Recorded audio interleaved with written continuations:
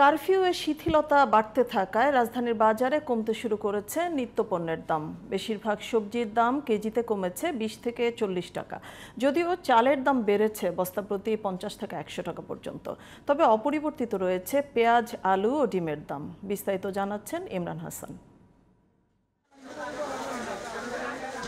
দেশে সাম্প্রতিক সহিংসতা নিয়ন্ত্রণে সরকারের দেয়া কারফিউ শিথিলতার সময় বাড়ানো হচ্ছে দিন দিন। রাজধানীর সাথে যোগাযোগ স্বাভাবিক হতে শুরু করেছে পণ্যবাহী যানবাহনের। এতে কিছুটা স্বস্তির প্রভাব পড়ছে রাজধানীর কাঁচা বাজারগুলোতে। আমদানি বাড়তে থাকায় গেল সপ্তাহের তুলনায় কমেছে প্রায় সব ধরনের সবজির দাম। তরকারি থেকে মাছ, মাংস সবকিছুর দাম আগের মতোই হচ্ছে।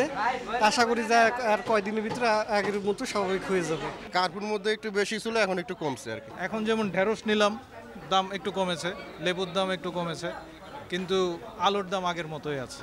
শসা, পেঁপে এগুলোর দাম 10 টাকা করে কমছে। আগে 30 টাকা বিক্রি করতাম, এখন 25 টাকা 20 টাকা বিক্রি করি। কলমি শাক 15 টাকা ছিল, এখন 10 টাকা বিক্রি করি। লাল শাক 10 টাকা 15 টাকা বিক্রি করি, 10 টাকাই বেশিরভাগ।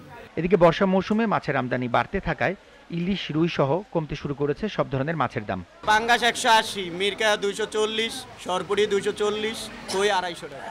গেল সপ্তাহে পাইকারিতে চালের দাম বস্তা প্রতি 50 থেকে 100 টাকা বাড়লেও তার প্রভাব পড়েনি খুচরা বাজারে। এদিকে রাজধানীর বেশিরভাগ হোটেল রেস্তোরাঁ রাতে বন্ধ থাকায় কমেছে গরুর মাংস, সোনালী মুরগি ও ব্রয়লার মুরগির দাম। গরুর মাংস 700 টাকা, সোনালী মুরগি 250 টাকা এবং ব্রয়লার মুরগি বিক্রি হচ্ছে 160 টাকা কেজিতে।